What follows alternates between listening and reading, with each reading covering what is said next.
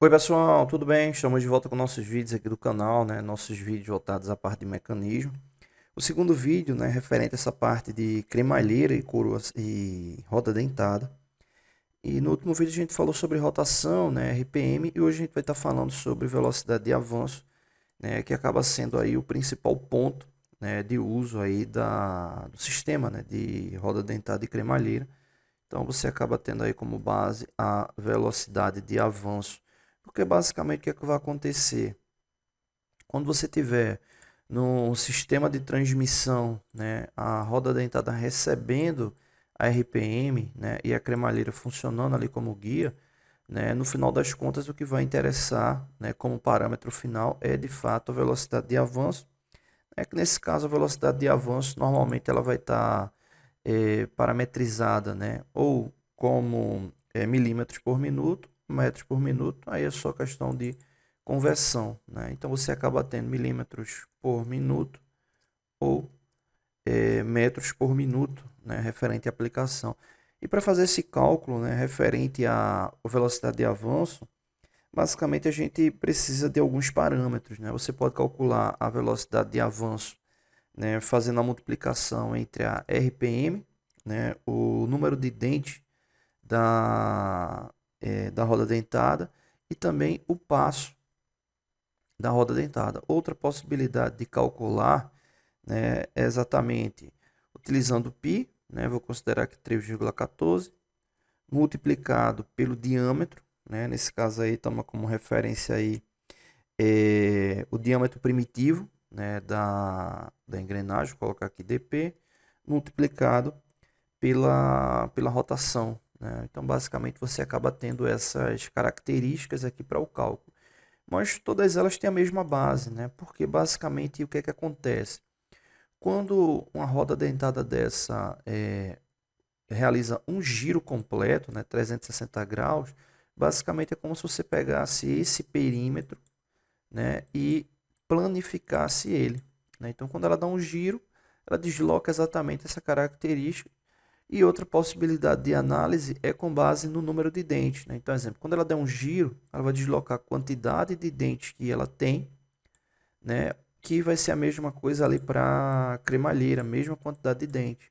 E aí, para saber o cálculo, né? Para saber a relação da velocidade, você precisa saber o passo, né? Que seria a distância, né, de um dente em relação ao outro, né? Então, por isso que você tem essas duas fórmulas. Na primeira, aqui indicada a rotação, vezes o número de dentes, vezes o passo, exatamente essa característica que eu expliquei agora. E na segunda, que está aqui, você vai ter 3,14 multiplicado pelo diâmetro primitivo. Quando você faz essa multiplicação, é exatamente para encontrar o perímetro circular, né, ali do elemento, e o número de giros, né, tanto para a primeira como para a segunda fórmula, exatamente para saber quantas vezes esse deslocamento, né, ele vai ser completo dentro de um minuto, né? Então aí você acaba chegando à velocidade de avanço, tá bom? E aí no próximo vídeo a gente vai fazer um cálculo, né? Fazer alguns cálculos referentes a isso, tá bom? Oi pessoal, tudo bem? Estamos de volta com nossos vídeos aqui da parte de análise técnica, né? Cálculo técnico.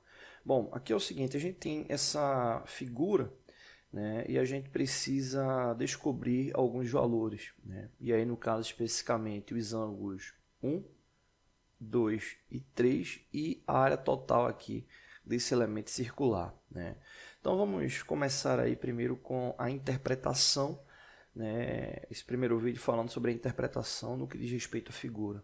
Na área técnica é muito comum, né, a gente ter ações ligadas a furos, né, em flanges, elementos circulares, e onde muitas vezes os desenhos eles não trazem o ângulo ali de forma direta, né? Traz os ângulos em forma de forma indireta, né? E você precisa calcular aquele valor ali de posicionamento, né? Então essa atividade aqui ela simula exatamente isso. Então aqui a gente tem, né, um ângulo de referência aqui 67 graus, né? A gente pode chamar ele aí de ângulo 4 e tem esse outro ângulo aqui de 110 graus, vamos chamar ele de ângulo 5. Né? Então a gente tem esses dois ângulos aí apresentados. Né? Como o elemento é circular, a gente sabe que a relação angular, né, de disposição para esse elemento circular é de 360 graus. Então a gente tem esse ângulo 4 de 67 graus e esse ângulo 5 de 110 graus. Então a gente precisa achar alguma forma de encontrar esses outros ângulos aqui indicados.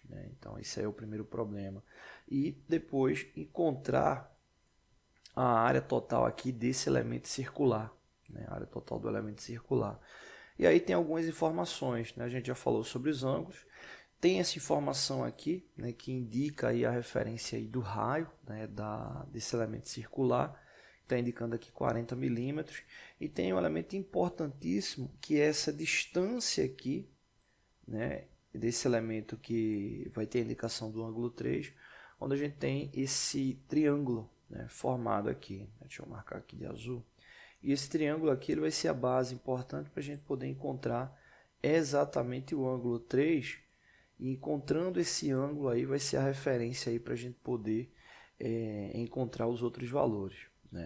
Bom, então, próximo vídeo a gente vai fazer o cálculo para encontrar esse ângulo 3. Se você já está sabendo aí como vai calcular, já montou a estratégia para calcular, calcula e depois compara os valores para ver se está batendo com o que a gente vai calcular, tá bom? Valeu! Oi pessoal, tudo bem? Estamos de volta com nossos vídeos aqui da parte de cálculo técnico, o segundo vídeo aqui da sequência. Hoje a gente vai calcular o ângulo 3 referente aqui a essa peça, ou seja, esse ângulo aqui. Bom, então aqui a gente vai fazer o seguinte, conforme as informações que estão aqui descritas para a montagem do triângulo, a gente vai separar ele para poder calcular exatamente esse ângulo. Deixa eu dar um zoom aqui, pega só essa parte aqui do triângulo. Então, ó, basicamente o que acontece? A gente tem esse comprimento aqui indicado, que é de 40 milímetros. A gente tem essa base aqui do triângulo, que é de 45,18. Então aqui, para ficar bem fácil, o que é que eu posso fazer? Eu posso montar um triângulo retângulo aqui. Eu posso montar um triângulo retângulo e calcular de forma bem tranquila esse ângulo. Encontrando esse ângulo, eu posso multiplicar ele por 2 e eu vou encontrar esse ângulo aqui total. Então, vou montar esse triângulo retângulo. No caso, deixa eu diminuir aqui. Esse triângulo retângulo, ele vai ficar com essa disposição aqui. Ó. Ele vai ficar com o cateto com 40 milímetros. 40 milímetros. E a base dele, 45,18 dividido por 2. 45,18. Até deixei a calculadora aqui ativa para a gente poder verificar. 45,18 dividido por 2 vai dar igual a 22,59. Ou seja, isso daí vai ser cateto. Então a gente tem hipotenusa 40 milímetros e o cateto ali com 22,59. Então, vamos só dar uma olhada aqui para a gente entender na relação trigonométrica o que é que vai representar aí essas informações para poder fazer o cálculo. A gente tem a informação aqui da hipotenusa, como já falado. Deixa eu diminuir aqui.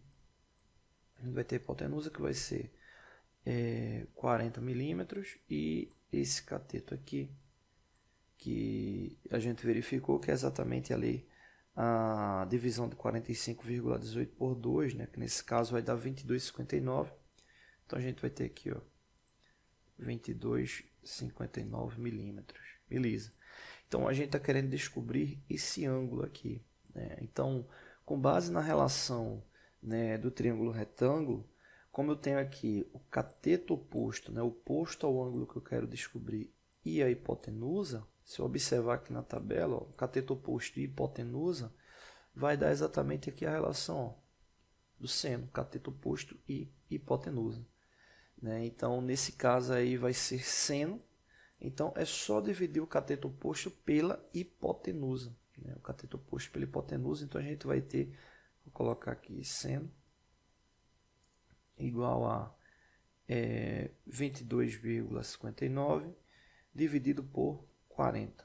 22,59 dividido por 40.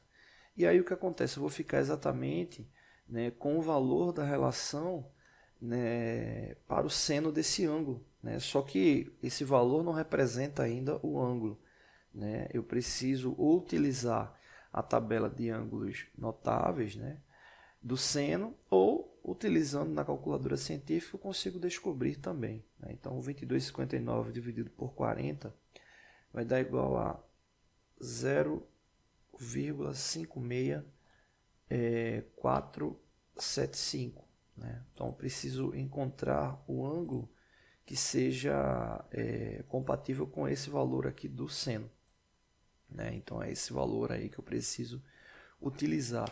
E aí para descobrir esse ângulo é bem simples, eu vou liberar aqui a calculadora, vou apagar aqui. O que é que eu faço? Eu vou utilizar aqui, ó, a função para inverter, né, que é esse INV, e aí no caso eu vou ter justamente a relação lá do arco seno, né? Então eu vou colocar aqui para inverter, observa que ele coloca ali, ó, a relação do arco seno. Então eu vou clicar aqui nele, colocar entre parênteses, nós tem que colocar depois. Então deixa eu apagar aqui. Vou colocar o valor que a gente encontrou, né, que foi a divisão de 22,59 por 40. Vai dar 0,56475. E vou colocar aqui a relação do arco seno. Ó, vê que eu coloquei aqui a relação do arco seno, ele já deu o valor do grau. Esse valor aqui ele já está em grau, né? Ou seja, deu aproximadamente ali 34,38 graus. 34,38 graus, né? Então eu posso pegar esse valor, né, até o mais aconselhável, né, você pega esse valor e já multiplicar ele por 2, né? Porque a gente não dividiu o triângulo em duas partes para ficar com a relação aí de ângulo retângulo, né? Então nesse caso aí, fazendo essa multiplicação desse valor por 2, né, pegando esse valor e multiplicando por 2, ele vai dar aproximadamente, né, 69 graus, né? Logo, esse ângulo aqui é o ângulo 3, né? Vamos verificar aqui no software para ver se vai bater mesmo ali 69 graus. Eu vim aqui, ó, a medição do ângulo, medição angular, ó, ver que bateu certinho, ó, 69 graus, né? Então esse ângulo 3 ele é igual a 69 graus. Só seguir essa sequência aí que você consegue encontrar tranquilamente aí a relação ali do valor, né? Então já vou colocar aqui ângulo 1 igual a 69 graus, beleza? Bom, vou até colocar já o ângulo 4 e ângulo 5, que não ficou marcado aqui, ângulo que já está descrito na figura, né? O ângulo 4 é de 67 graus e o ângulo 5 é de 110 graus, né? Então já vou deixar anotado aqui. Bom, então é isso. Próximo vídeo a gente faz a análise dos outros ângulos. Valeu! Oi pessoal, tudo bem? Estamos de volta com nossos vídeos aqui da parte de cálculo técnico, né? Esse vídeo com o intuito de encontrar o ângulo 2 e 3, né, aqui da figura, né? Eu até coloquei aqui errado, tinha colocado no último vídeo que aqui era o ângulo 1, né, de 69 graus, mas na verdade é o ângulo 3, né? Deixa eu até corrigir aqui. Que no caso está faltando exatamente encontrar o valor do ângulo 1 e do ângulo 2. Então beleza, o 3 está ali. E aí no caso, eu posso aqui encontrar só por complemento, né? Porque o que acontece? Ele está dividido aqui, ó, com a linha reta, ou seja, esse ângulo aqui é de 180 graus, né? Então, se esse ângulo 3 é de 69 graus, o ângulo 4 é de 67 graus, eu posso somar os dois e verificar o complemento para chegar em 180, né, que é exatamente a metade ali do ângulo da circunferência, né? Então, 69 mais 67 vai dar igual a 136. Para 180, a gente vai ter aí 44 graus, né? Então, esse ângulo 1 é de 44 graus. Vamos verificar aqui. Está lá o valor dele indicado, 44 graus. Então, ângulo 1, 44 graus, só observando ali pelo complemento já dá para descobrir o valor tranquilamente. Então, o ângulo 1 igual ali a 44 graus. O ângulo 2 é a mesma coisa, né? O ângulo 2 é a mesma coisa que esse daqui, né? O ângulo 5, né, que é de 110 graus, ou seja, eu só preciso do complemento aqui para chegar nos 180, né? Ou seja, 180 menos 110 vai dar exatamente 70, né? Então, o ângulo 2, aqui, ângulo 2 igual a 70 graus. Então, aí a gente tem o valor dos 5 ângulos, né? Deixa eu até verificar aqui se é 70 graus mesmo. Aqui para medição do ângulo. Bom, então tá lá os 70 graus. Então a gente tem aí o valor dos 5 ângulos, né, com base na divisão indicada, tá bom? Então, no próximo vídeo aí a gente faz a análise da área da figura. Valeu! Oi pessoal, tudo bem? Estamos de volta com nossos vídeos aqui de cálculo técnico, né? Esse último vídeo aqui da sequência, só para a gente calcular a área aqui do objeto, né? No caso, para calcular a área, a gente precisaria ou do diâmetro ou do raio, né? Então o raio a gente tem aqui já a informação que é de 40 milímetros, né? E aí no caso, para encontrar a área da figura circular, a gente vai ter área igual a π, já vou colocar aqui 3,14, multiplicado pelo raio elevado ao quadrado, né? Então a gente vai ter 3,14 multiplicado por 40 ao quadrado, né? A montagem vai ficar essa aqui, ó.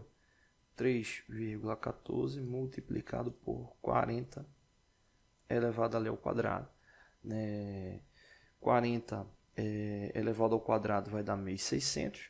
Eu vou até colocar aqui embaixo, dá para verificar. Então a gente vai ficar com 3,14 multiplicado por 1.600. 3,14 multiplicado por 1.600 vai dar 5.024, né? Então a área dessa figura aqui é de 5.024 milímetros quadrados, né? Então é a área aí do objeto, ou seja, a área total 5.024 milímetros quadrados. Deixa eu olhar aqui pelo software para ver se a área bate exatamente aí com o que foi calculado. Vou colocar aqui, quero verificar a área. Eu quero verificar aqui o objeto. Vou selecionar aqui o objeto. Pronto, aqui embaixo ele forma 5.026 a área, né? Vê que a gente calculou deu 5.024.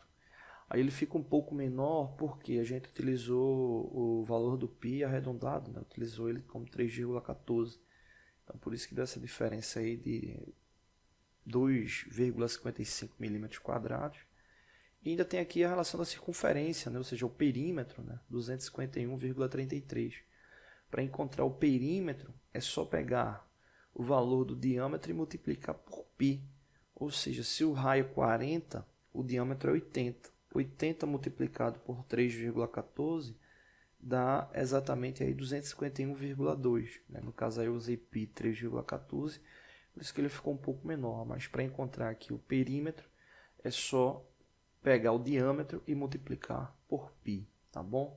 Então é isso, não deixe de se inscrever no canal, todos os dias vídeos novos. Oi pessoal, tudo bem? Estamos de volta com nossos vídeos, né? Aqui do canal, voltado à parte de fabricação mecânica, né?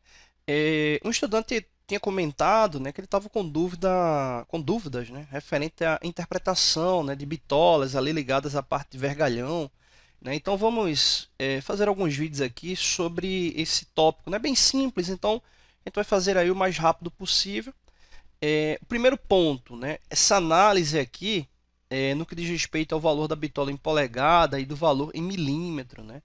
Esses valores, né, eles normalmente são indicativos ali de forma aproximada, né? Mas boa parte das matrizes, né, elas vêm com referência realmente ali em polegada, né? Então é importante ficar atento com isso. E aí no caso aqui, normalmente se tem lá aquela relação ali de comparação, né, aquele valor ali de equivalência, né? Por que eu falo dessa questão de equivalência?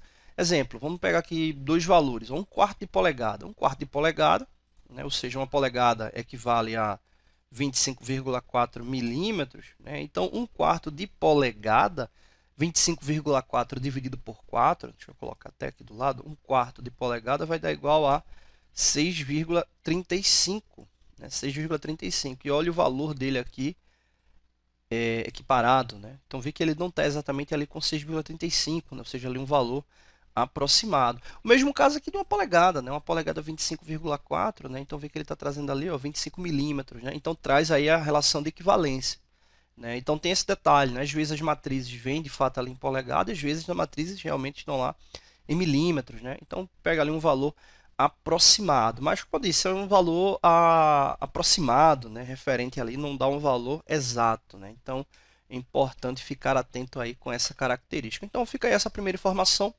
os valores da bitola em milímetro em polegada.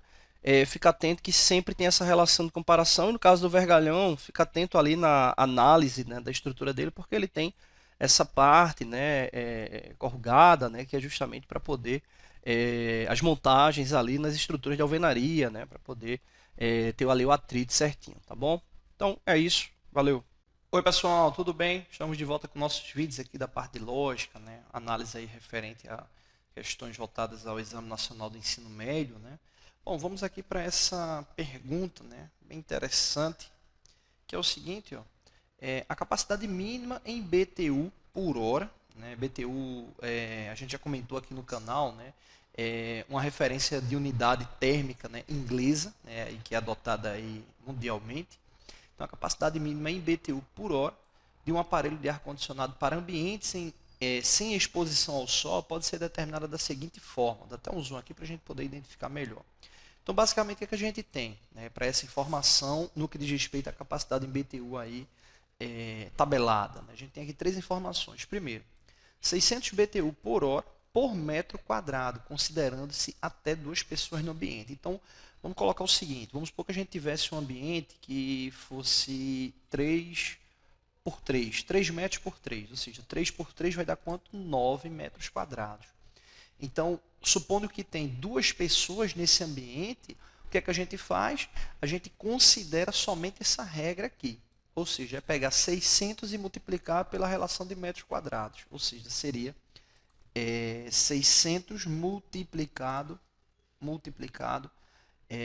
por 9. Né? Então, nesse caso aí, a gente teria 600 multiplicado por 9, que daria 5.400. Né? Então, a gente teria aqui os 5.400 BTUs. Isso até 2 pessoas. Né? Uma ou 2 pessoas seria apenas isso aí. Calculou a área, multiplicou por 600, chega aí o resultado da temperatura mínima, aí, ou melhor, da condição de potência, né, mínima aí do ar-condicionado. Só que aí existem mais 2 situações. Para cada pessoa adicional, aumenta-se mais 600 BTUs. Então, exemplo, se nesse ambiente a gente tivesse mais 2 pessoas, o que é que a gente iria fazer? Não iria multiplicar, né, pegaria os 5.400 e somaria com 2 vezes 600. Né, ou seja, seria 600 para cada uma, né, você teria aí 1.200 BTUs. Né, ou seja, a potência do ar-condicionado iria necessitar que aumentasse para 6.600 BTUs. Né, ou seja, para cada pessoa passando, né, da quantidade mínima, que são 2, você adiciona ali 600 BTUs. Beleza, mas não para por aí. Existe ainda uma terceira condição, que é acrescentar mais 600 BTUs para cada equipamento eletrônico em funcionamento no ambiente. Né? Ou seja, seria a mesma lógica ali das pessoas. Né? Então, exemplo, vamos supor que a gente tivesse nesse espaço, exemplo, um computador. Né? Então, você teria ali mais 600 BTUs. Né? Eu quero levar em consideração a CPU e o monitor. Né? Então, 1.200 BTUs. Né? Então, com base nessa quantidade de aparelhos eletrônicos em funcionamento, você teria aí esse aumento. Tá bom? Então, isso só para a gente entender a lógica. Vamos agora para a questão de fato. Aqui a gente tem o seguinte, ó, será instalado um aparelho de ar-condicionado em uma sala sem exposição ao sol de 4 por 5 metros, né? Ou seja, 4 multiplicado por 5, a gente vai ter o quê? 20 metros quadrados. Isso aí já é base aí para o nosso cálculo. Em que permaneçam 4 pessoas e possuam um aparelho de televisão em funcionamento. Né?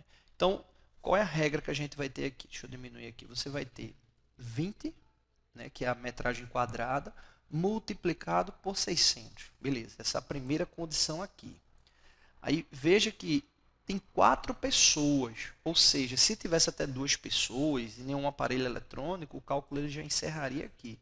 Mas tem 4 pessoas, então tem 2 pessoas a mais do que foge a primeira regra, né? Do que indica a primeira regra. Então teria aí, ó, 2 multiplicado por 600, né? Ou seja, 2 pessoas multiplicado por 600 BTUs, mais a quantidade de BTUs para um aparelho eletrônico, que nesse caso aí é apenas a televisão, né? Então teria mais 600 BTUs.